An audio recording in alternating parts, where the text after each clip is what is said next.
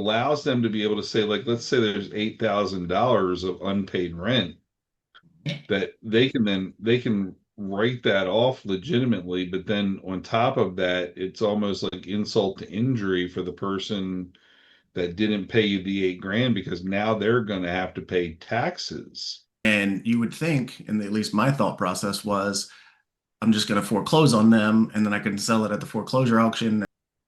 The biggest challenge I feel that I've had in doing those has been the time that I have had to invest in the multiple trips. It's a lot more wear and tear than it does up here in the Northeast where we are. You're still in the build phase. So anytime you're in a build phase, it's always going to be harder. Do you want to know what it takes to be a long-term buy and hold investor? Create the right cash flow and look for the right deal. Today, I am hanging out with my buddy David Williamson. Again, this is Two Dudes Talking Rentals. Let's get into the show. Hey, David, it's been a little while, buddy. How you been? I've been doing pretty good. How about you? I can't complain. I got a retail closing done. For anybody who's watching who doesn't know, I'm also a real estate agent. Um, Had a nice closing, overall smooth. But when you try to crush a VA loan down to into about 3 weeks, things kind of fall through the cracks, and then there's plenty of stuff that comes up last minute. So, what else on the portfolio? I think we talked about it last month, but I finally got that Alligator property under contract. It was supposed to Nice. close already, but there was issues on the title, which was my fault, and the buyer's funds weren't completely set up yet. The lender he had ended up bailing at the last minute. So what was the issue on my end is I had did a land contract with those tenant buyers. They rented for Hmm. me for like a year and a half. Everything went great. So I'm like, hey, sell it to you. Sure. I really didn't want the property. It was the first thing I bought out of state, so on and so forth. Shortly after I did that, it just crashed and burned. So now I'm just looking to cut and run. But in the process, I had my attorney suing them. And you would think, and at least my thought process was, I'm just going to foreclose on them and then I can sell it at the foreclosure auction and I'm cut and done and I don't have to worry about it. Yep. I can't speak to everywhere else, but I know in Ohio, learning the hard way, if they don't have 20% down, it's just an eviction. One of the tenants Yeah, had because you said it moved. was just like you said it was just a land sales contract, right? Correct. But if they don't have Yeah. 20% down, then it's an Hmm. eviction treated more like Yep. a tenancy versus owner occupant. Yeah, that's one Um, of the nice parts about a land sales contract when you're the seller. yeah, it helps, but right now it's hurting me because I'm not close and I don't have a team in that area. Hmm. Again, learning lesson, first thing I ever bought out of state, learned a lot of lessons on what not to do. So the buyer I have actually knows the three people, very small town, and said that he could get them to sign a release. All right, well, that release is my cloud on title. Score. So I Hmm. drafted the release, sent it to the him, sent it to the buyer, sent it to the title company. I'm like, just make it an at closing condition. So when the buyer gets his funding lined up, we can move forward. Right. Okay, great. So I got that done right at the end of last week. So hopefully in another week or two, that thing will be gone and I can get my pennies back out of it that I sold it for. And take away some valuable life lessons. Yes, very, very true. Yeah. And So this yeah, is it's this is been an 4 years Ohio now since I property, bought right? that. This is Yes. one of the ones that's in Ohio. Yeah. Yeah, and this is in a very small area. It's closer to Erie, Pennsylvania than it is even Cleveland. Hmm. Cleveland, I think it's like an hour east of, and Erie's probably only like 20 or 30 minutes away. Now, Um, how many other properties do you have in Ohio? right now, two, one duplex and one Okay. single family. I had four Okay. total. One of them was an alligator. I got rid of that one. Mhm. Now I have this other alligator to get rid of. And then I just finished on one property, I just finished a renovation, got it tenanted. Um, it's going rough. They paid the first month in the security, and Yep. then I still have, as of whatever today is, I still have not received rent for May. Um, Yeah, but I I'm can relate to communicating that. with them, and I'm getting the stories Mhm. of, hey, my dad's gonna help now. I'm getting the story of, well, I had to change jobs and this and that. I'm like, are you gonna pay or do I have to kick you out? Because Yeah. that's been an alligator property. With just dealing with the renovations and the contractors, I ended up going through three Mhm. different contractors on that property just to finish the damn. And is that when that one's local in Maryland? No, that's in Cleveland. Um, Okay, all right, yeah. So, and that's probably like 6, 8 hours away. from here to Cleveland is about 5 to 6 hours, Okay. depending on timing and traffic and all that stuff. But it's basically straight up the PA Turnpike to the Ohio Turnpike, and then it dumps you within the Ohio Turnpike. I jump off with like an hour left to go, I think. So Yeah. I've made the drive several times. It's not a bad drive, but Yeah. it's a drive. It's not a day's trip. It could be if it had to be, but it's not a day's trip. Yeah, that's a long day. Yeah, to say the Hey, least. so are you self-managing those, or do you have a local property management company you're working with? Those I'm managing myself. Okay. Because I own the property management company here in Maryland, and I Yeah. already have all the software and everything's digital now. Hmm. That's kind of just it makes it so much easier to self-manage. Have Uh, you found that to be a little bit of a challenge for you with being 5 hours away, with having like the tenant issues that you're dealing with right now, with having a hard time collecting from them? I mean, it's definitely hard.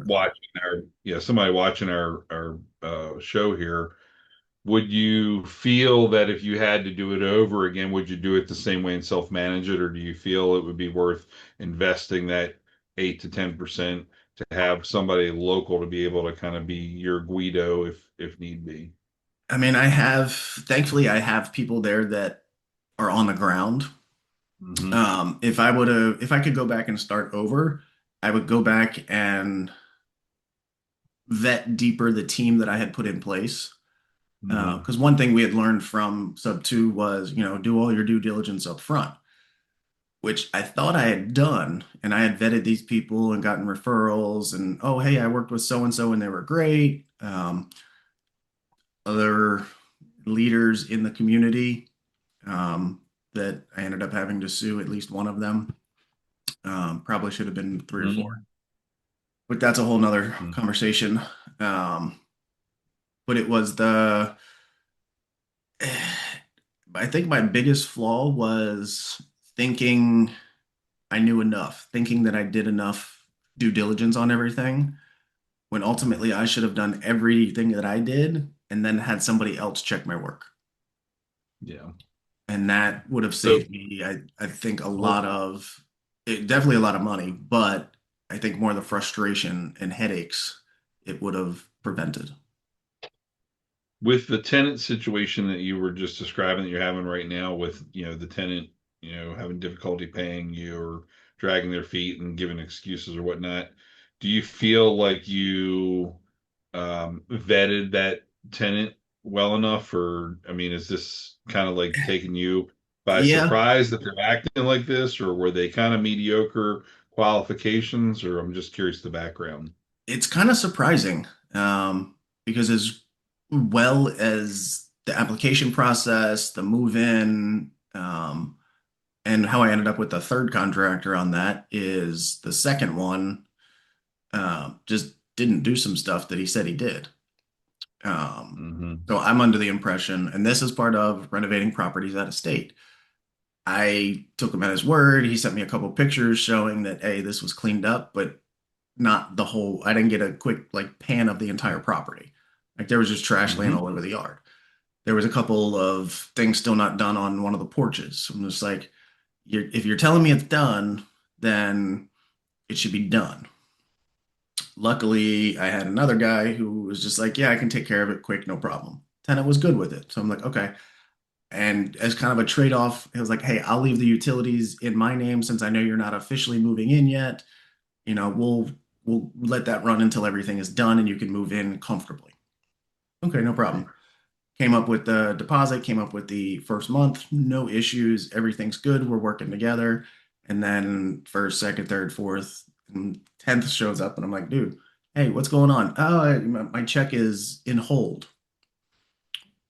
It's been another week from that. And then I got well, my dad's gonna help. And yesterday I got okay, then I got the actual truth, I think. My wife just changed jobs, and I just changed jobs as well. Or my wife just got a job and I just changed jobs. So, Hmm. okay. Um, and I know some of this tenant's family members, so I'm in communication with them as well. A lot of that is just the rapport that I've built up by being in that market. I have another buddy who was also a realtor there who referred me the second contractor, and he and I touch base every once in a while, and he's like, "Hey, how's it going with this contractor?" Like, "Oh, everything was good. They did what they said, but they told me it was done, and it wasn't done, and here's all the things." Hmm. 2 days later, I get a call from that contractor. Man, I'm sorry about all this, and just he got caught. But it goes back to the line: people do what is inspected, not expected.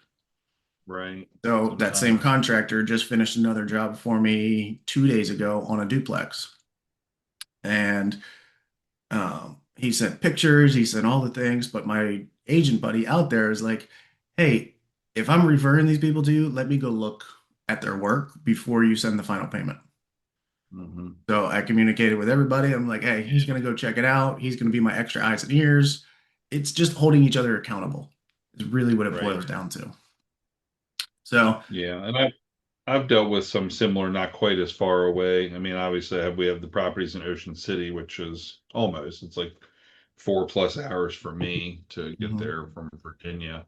And then we've got some properties in Lynchburg, which is like 2.5 hours for me.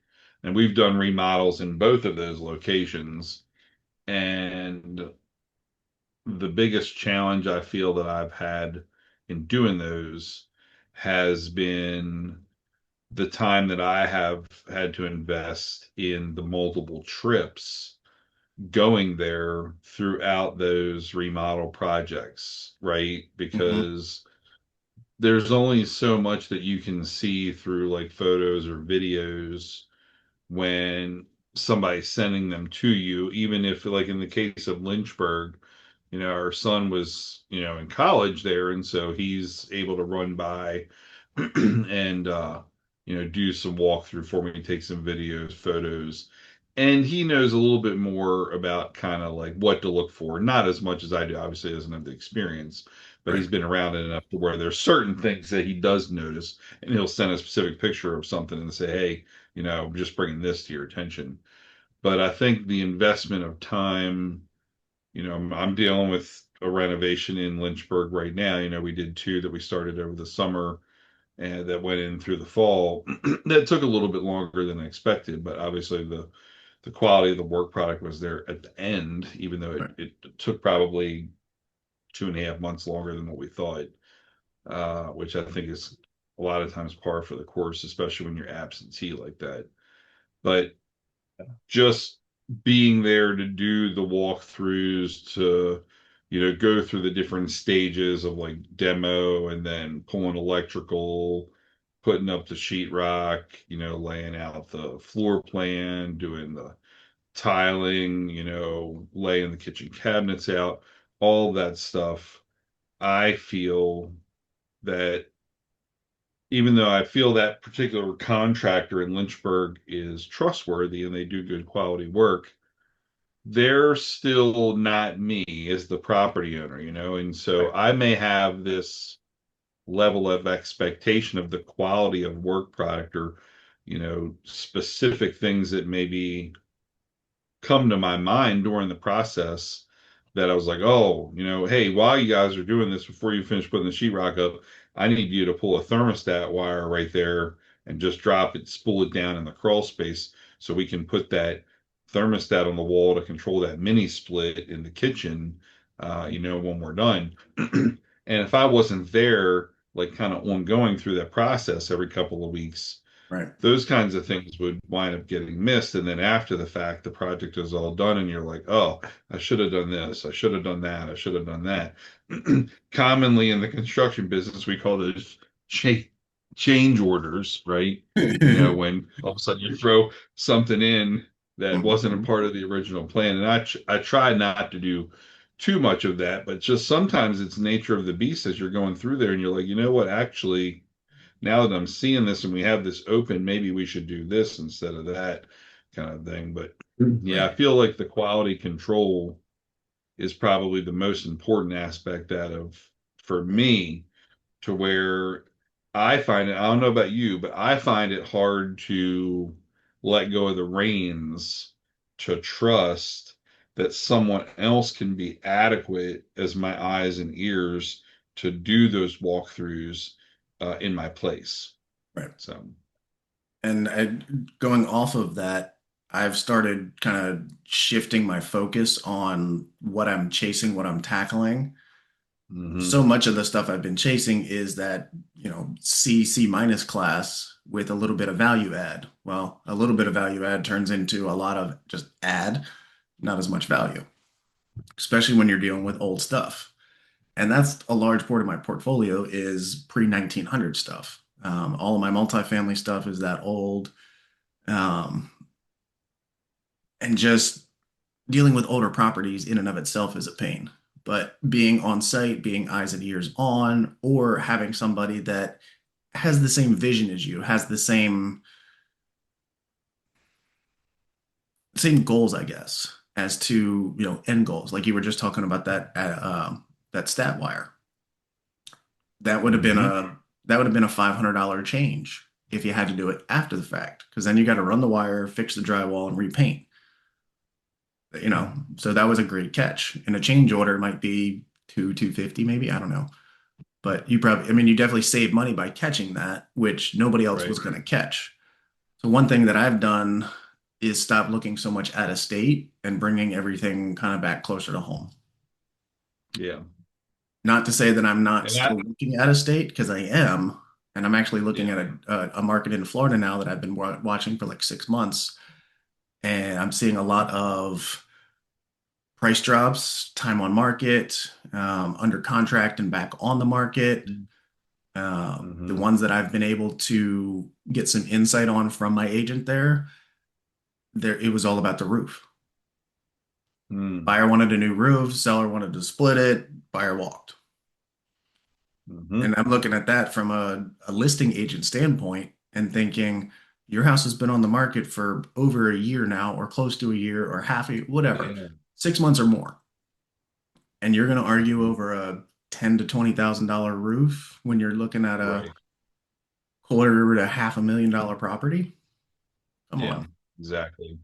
just bend Yeah, over. and we all know, we all know that when you're pricing a property out, you're not usually expecting to get the asking price. I mean, some sellers, I think specifically, and maybe even realtors too, they've gone through some of these cycles to where, oh man, it's a seller's market, and we're going to get full asking price and have a competitive bid offer, above asking, beyond that. And yeah, that might be the case in some particular situations, but when we went through some of those periods of time, which I mean, I've bought during some of those periods of time, and sadly been one of those buyers that at times I've paid at or above asking price for a particular property that I wanted because it made sense. Right. The the problem with that is that people then get that locked in their mind that like my price is my price, and they forget that there's carry costs for that property, especially if it's not an owner occupied property and they're not living in it. Mhm. If they have it vacant, let's say, because they're trying to sell it, so they're not getting cash flow coming off of it, they got to factor in the cost of the debt service during the time period that it's taken for them to get it sold. And so, your guys' case with the roof situation, obviously, I don't know all the details to that, but unless they're sitting on that property and own it free and clear, it's costing them money. Every day it continues to sit on the market if it's sitting there vacant. So I remember when I was in, I don't know, probably high school or early college, my grandmother one time said to me, a bird in the hand is worth two in the bush. And I'm like, what the heck does that mean? Mm. Right. And Makes so so much she sense was now. basically, yeah, explaining it just to say, like, what you have in front of you, that's kind of like a guarantee, is Hmm. better than the hypothetical of what you hope that you potentially could get.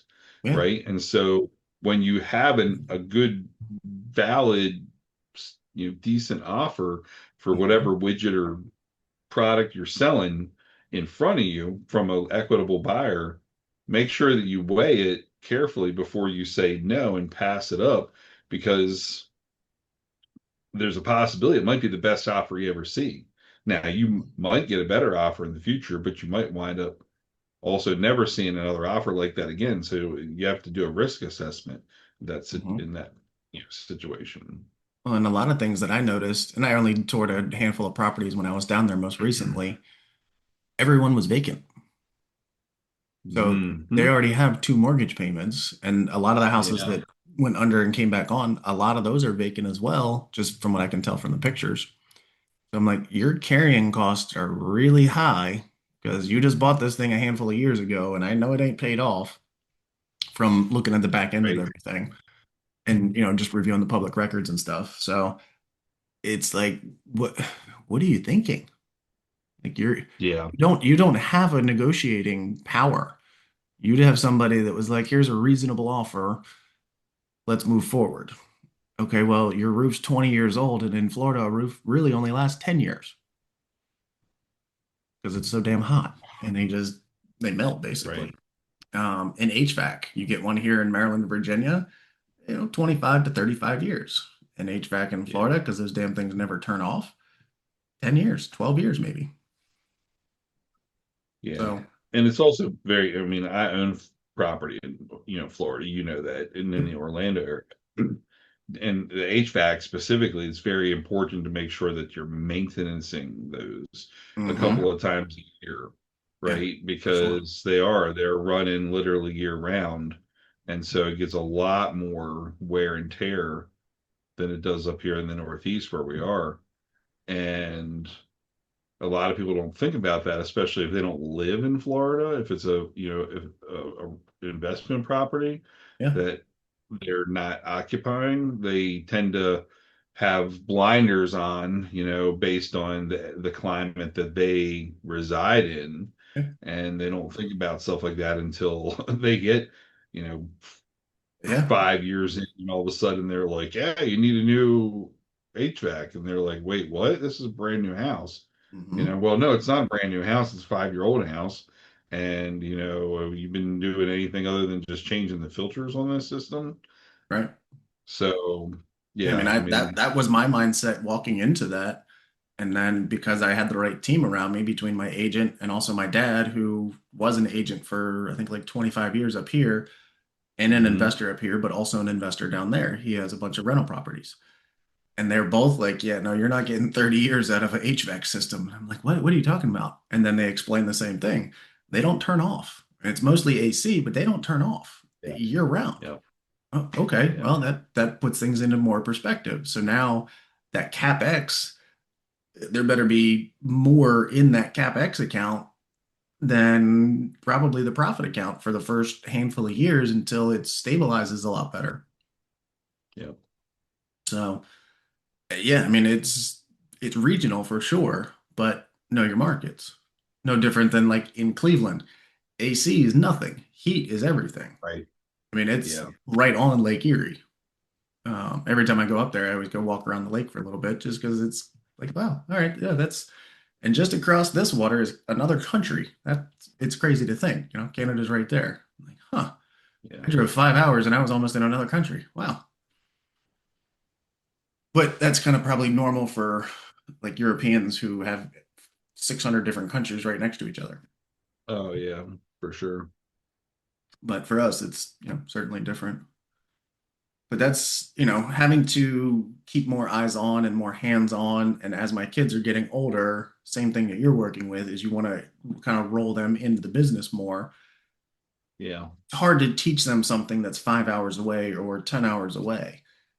yeah, So I having agree. more stuff close to home is, I think, going to be better of an easier transition because just like you said with your son, he can go look at something and spot a good amount of things because he's been trained and Yeah. not just average. I'm doing the same thing with my kids. So that way, when I'm done, which gosh knows whenever the heck that'll be, um, they'll start building on that knowledge base right about the same time I did, Yeah. fresh out of college. Now, I started my Right. real estate career when I was 10 because of my dad, but ultimately I got licensed at 23. And at Right. 10 through 23, I wasn't paying attention to what my dad was saying. I was No, there and it's I definitely was, different.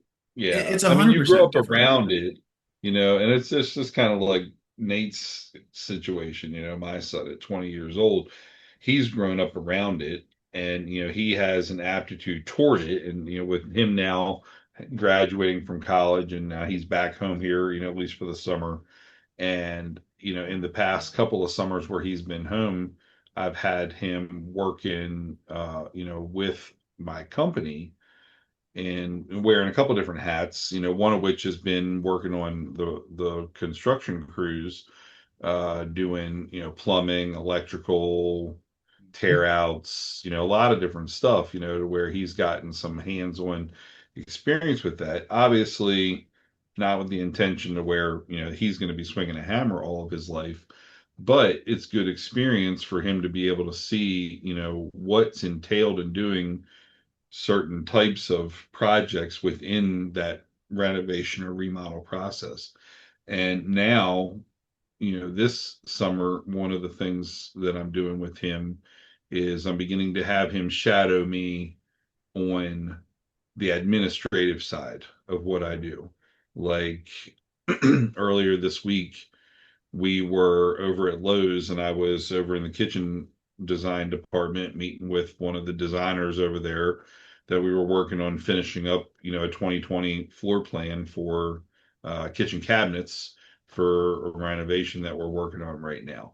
So I had, I pulled him in on that. We were already three-quarters of the way through that before, he got home, but I had him sit and kind of like be part of the process. And then on the back end, I explained to him kind of like what we were doing and why we were doing it this way and, whatnot. And then I told him, hey, the next time I'm going to let you take the lead when we do the next kitchen, a little bit later this summer. And then I'm going to sit in the sidecar and let you kind of have the interaction with the designer there and get some firsthand experience. And then this morning, we were just at uh, court for a warrant for unlawful detainer that I had filed back in. We had court in April, and the tenant wound up getting the rent paid or just about fully paid prior to the April court date. So because I didn't have all the checks in hand at that time, they were supposedly in the mail from a third party that was paying on their behalf. I requested a continuance for 30 days. So today was the day for the continuance. And so just yesterday, she comes into my office and pays the balance due in cash, right? Yesterday. She knows court's today, right? Mhm. So here I am now. This was one 30-day continuance. So today I went to court, and even though the balance is paid, was paid yesterday, I told the judge, she's working on getting everything paid. So I'd like to go ahead and just request another 30-day continuance as she continues to work toward that end. And I did that purposely because I wanted to leave it open-ended because sadly, yesterday I got paid the rent. She knew court was today. So she knew Right. if she didn't pay the rent yesterday, that today she was either going to have to show up in court and contest it, or she was going to not show up in court and I was going to get a default judgment for possession, right? So I explained this to Nate, while we were there today to say, I'm kicking the can down the curb another 30 days to leave it as an open case in the court system. Mhm. So that way, if I have that problem with the June rent, then I Right. show up June 18th, which is when I got my date set today. Nice. And if she hasn't paid the June rent, then I don't have to go through the whole 5-day pay or quit and then file another unlawful detainer and get another court Mhm. hearing. So I'm just kind of like keeping it in the system right now Right. because she's much like the one that you were just talking about earlier in Ohio. I rented to her. She moved in December, and no kidding, like she's been a problem since then. And she works in the banking industry. Oh, So I she vetted. I mean, I felt like she was a good qualified tenant, but ever since getting moved in, it's just been this or that or whatever different, excuses. And then you're told that the rent's going to get paid on a specific date. That date comes and goes. You don't hear from anybody. No payments are made. So mhm, they, create this history of not being truthful to you. mhm, And so now, 21 years into being a landlord, I'm very cynical when it comes to how do I deal with those type of people anymore. I've been taken advantage of earlier on in my landlording career because I believed the stories that people told me, and I gave people way too much leniency, right? And it's cost me probably tens of thousands of dollars over the years in mhm, lost rents that you just never collected on. Because we all know you get a judgment against somebody, and many times it's not worth the paper that it's printed on, because then they're going to hop from job to job if you try to garnish their wages.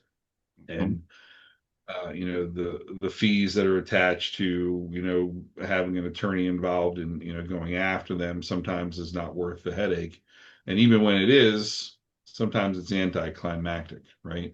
yep, So, but I mention all this to say, like, this is now the side that I'm beginning to bring Nate into, so that he begins to learn that side of the business, because it's not all glitz and glamour, right? no, no, it If is we do not. it right, it can be decent, It can be but easier and yeah, more exactly, passive. exactly.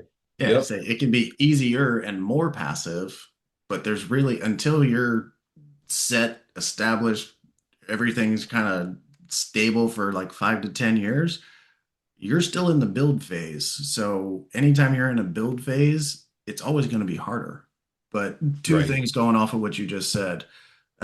One, experience is key. And two, I would consider a 1099-C for some of those people.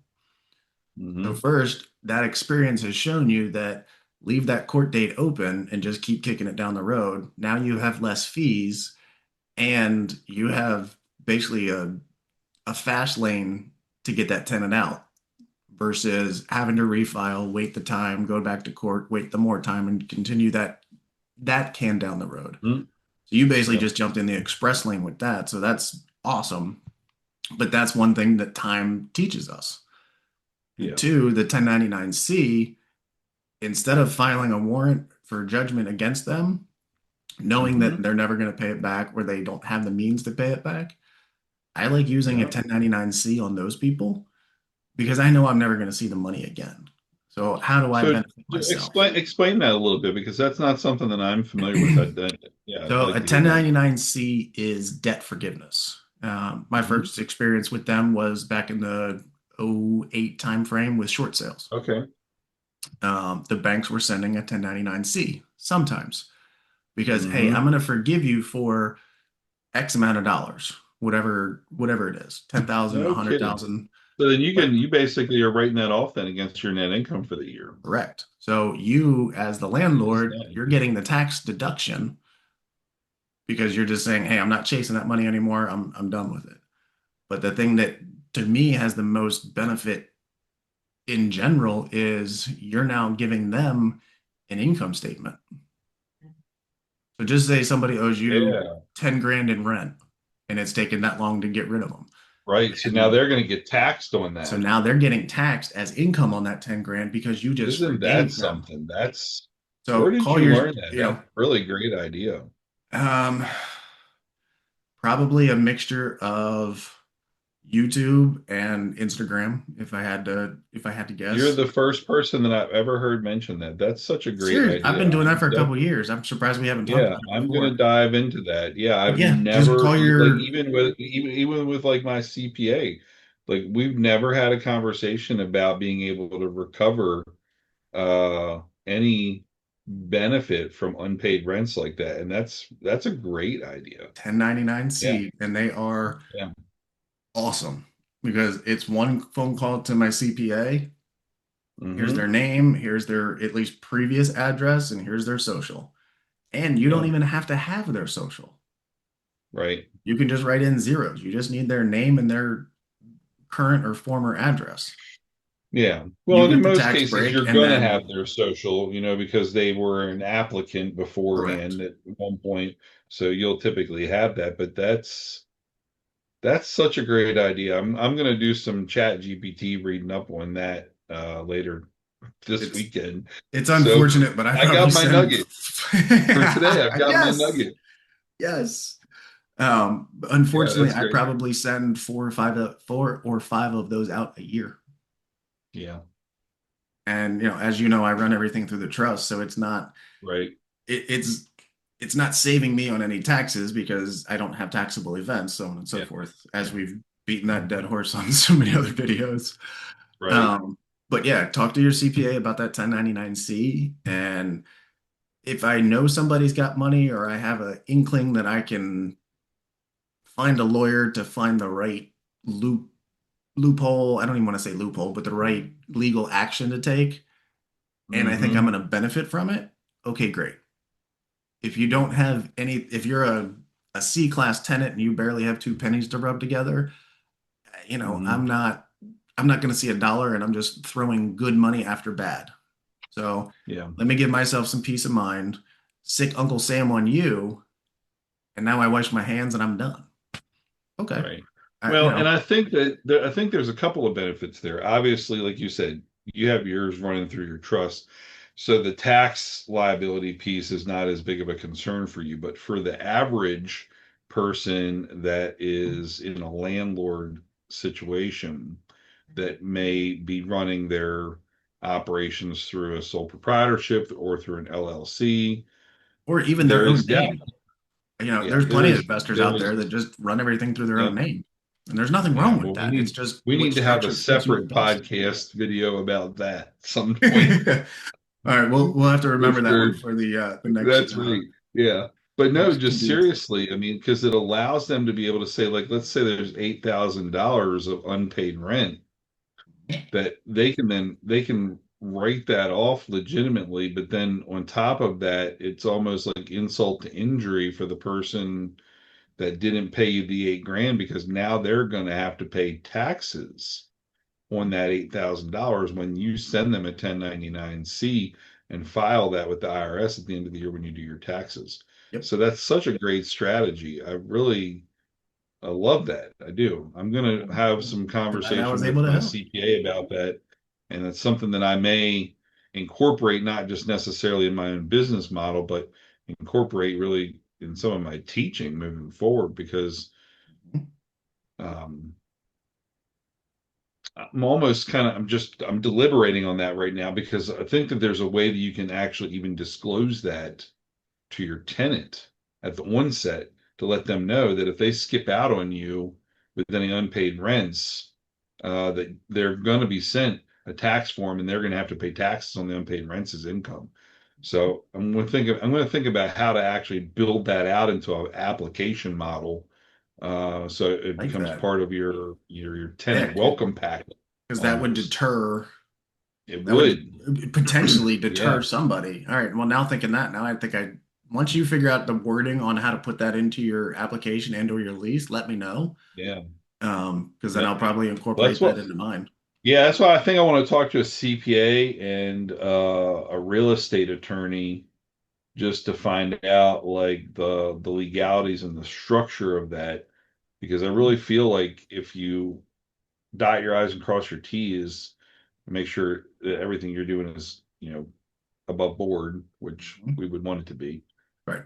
then disclosure about that up front could be a deterrent from people trying to take advantage of the system, or at the very minimum, at least it gives them warning that you're not going to get as good of a deal when skipping out on paying this rent as you thought you were.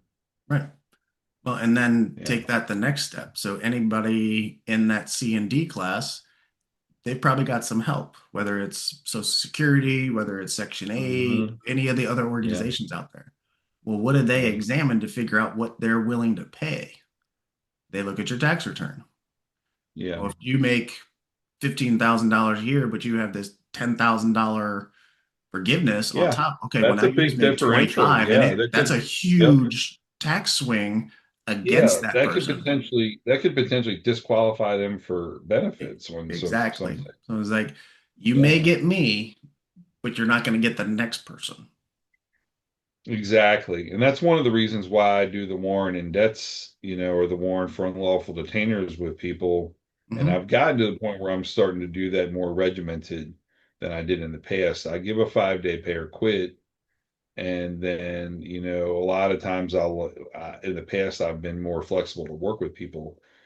I'm getting to a point anymore where, if I get past my 5-day pay or quit and they haven't, paid me, that I'm almost now to the point where I'm going to file my warrant for unlawful detainer pretty much right away at that point.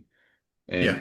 And I feel like the reason why I'm doing that is not just for me to enforce trying to collect the rents, but it's also because it creates a court record on that person's background.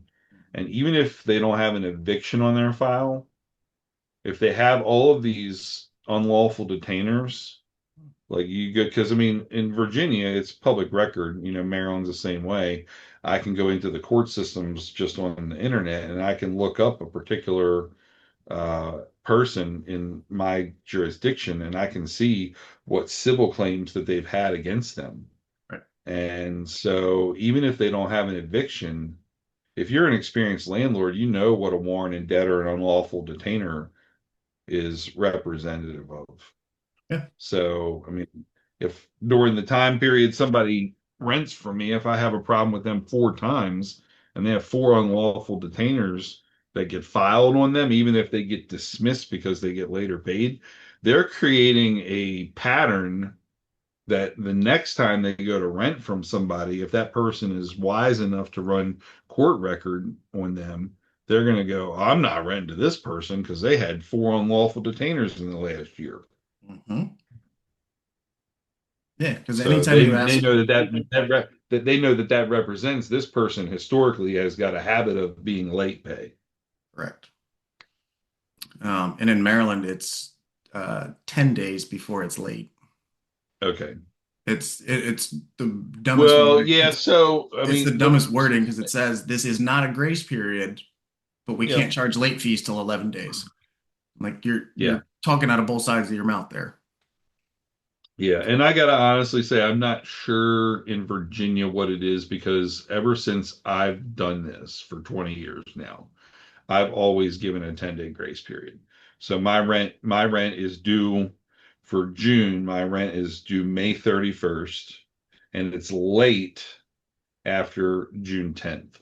So they have a whole 10-day grace period, and then starting June 11th is when they get charged late fee. Yeah. So I think that Virginia's uh, late is a little bit more conservative than Maryland.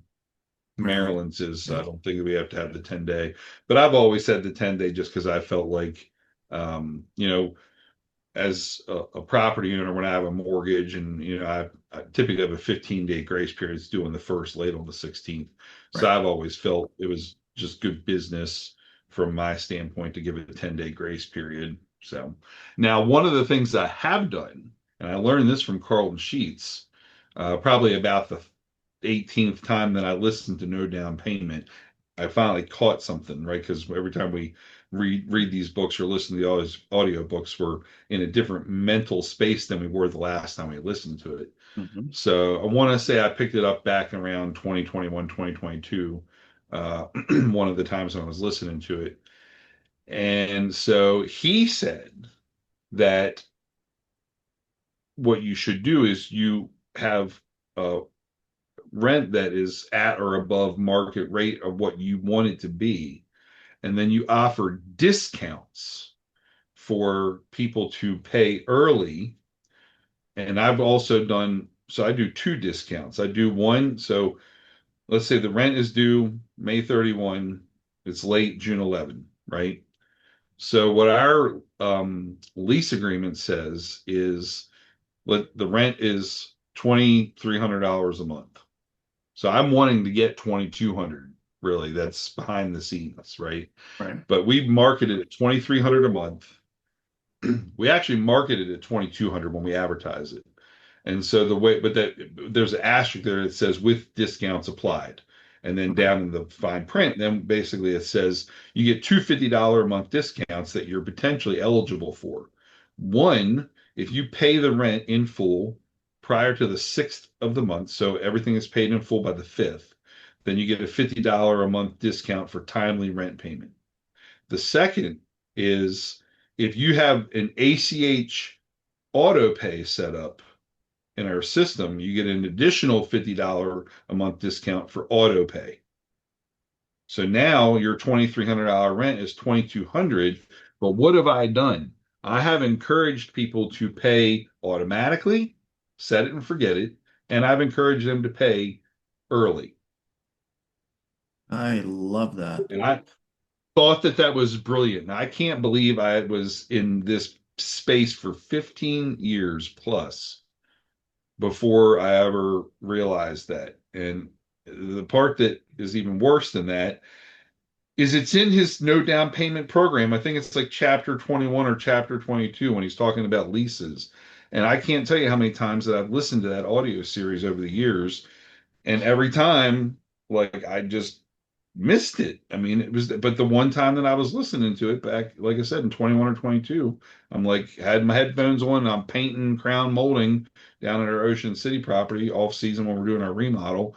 And he starts talking about this, and I'm just like, all of a sudden the light bulb comes on. And I'm just like, dude, that is brilliant. So Well, yes, I now, highly recommend that now. I do it, and it does motivate yeah. my tenants to pay earlier. And the ones that don't pay earlier, guess what? Now I'm getting the Now extra you're making hundred an extra dollars hundred charge. bucks or charging them an extra Exactly. $100. Yep. The Yep. sad part is I am today years old before I wrote that down, but I'm pretty sure I've heard you talk about this at least two other times and I still haven't done it. So, Hmm. I think Pace said it that you have to hear something at least seven times before you actually Yeah. remember it. And Yeah. that's one of the reasons why I'm horrible with names because I can shake your hand, and be like, "Hey, how you doing? I'm Chris," and you're, oh wait. So Yeah. I'm trying to use a lot of those same tactics that has helped Pace of just repeating over and over and over in your head. And I'll turn on a Tony Yep. Robbins and try to figure out how to do all of that. But yeah, this I'm going to review. I'm going to send this to my attorney Yep. and say, hey, obviously you're doing it in Virginia. I want to look and be like, hey, can I do this in Maryland? Can I Hmm. do this in Texas? Can I do this in Ohio? Can I do this in Florida? Now, Yeah. in the other states, I'm going to have my attorneys in those states. And that's one thing that, they tell you to prepare for, but they never really prepare you for. If you're going to be in multiple states, you have to have a team of lawyers, contractors, property managers, everything Yeah. in each market that you're in. That Yeah. was one thing that like I saw like the macro, but then when it came down to the micro, I'm like, oh wow, that's a big learning curve. But yeah, this right here is gonna start going into my leases as soon as my attorney blesses it. Yeah. I'm glad that I did it several years ago. And I honestly will say that we probably collect the extra fees from at least probably 20% of our tenants that Wow. they don't pay it They're to paying take extra. advantage of one or both of those discounts. And what I have had, sadly, is I have had some tenants to where after like a 3 or 4 month period of time where they're consistently late, they're in a pattern at that point. We just remove the discount from their account at Mhm. that point because we know that they're never going to pay on time anymore. And we know that they're not paying on auto pay. So in the beginning, what I'll typically do, because we use Rentec Direct as our rental management software, Mhm. um, but whatever rental software you're using, you can Yeah, I use set recurring Durable. dis you could yeah, you can set recurring discounts, to be applied to a tenant's rental account. And so we have a recurring discount that's automatically applied on the first of the month for both of those. And then if I have a tenant that, let's say, they don't pay it in full by the fifth of the month, then I go in and I basically put a charge in for $50 that says reversal of early rent credit, $50, right? For that one particular month because they didn't pay it in full before the 6th. Right. But if they're 3 or 4 months in and consistently every month they're not paying until like the 10th or the 12th of the month, Right. I go in and I just remove the recurring discount at that point because I don't feel like the hassle of having to go in and apply the chargeback every Right. month. And so I just take the credit off at that point. And then if they ever get to the point where they ever get caught up and they start paying on time, then I'll go put the recurring credit back in again. I like it. But yeah, having the software definitely, makes that process kind of set it and forget it. The same with late fees too, because one of the things early on I was bad about was charging people late fees, and this is where I tell people that are getting into the landlord space, even if you only have one rental, get rental management software so you can take the emotion out of it. If your late fee gets charged on the starting on the 10th of the month, then your software is programmed to where it's going to start charging those late fees on the 10th of the month. And now, guess what? It's not you anymore. It's the system because here's what's in the lease. And so it's going to just be cold, hard facts. You don't pay it and you got a balance showing still Right. on the 11th of the month, the fees are going to hit automatically. The same with the NSF fees. I mean, I can't believe Systematizing how much is we paramount. Yep. And I can't believe how much we collect in fees every month. Hmm. It's crazy. I mean, Yeah. it's like another part-time income, quite frankly. Yep. Yeah, totally get that. I think that's a good stopping point for today. Um, Yeah. so I'm gonna jump back in and be like, all right, all right, so final thoughts, and then let you Okay. riff on that. Okay. All right, David, final thoughts for this Well, episode. when you're dealing with tenants, your mileage is always going to vary. Make sure that you're dotting your I's and you're crossing your T's. Make sure that you take emotion out of the relationship. And sooner rather than later, look at deploying rental management software if you're going to self-manage property. Self-managing property is not as difficult as a lot of people make it sound like. Don't be afraid to do it. Learn how to build some relationships with some local contractors in your area because the most difficult part of property management is the maintenance and repair side when you have problems. Other than that, dealing with the tenants as far as collecting rents, negotiating late fees, things of that nature are not that difficult. Well said. Well said. That's going to do it here for us on this episode of Two Dudes Talking Rentals. We will catch you on the next episode. Thanks for tuning in. Have a good day.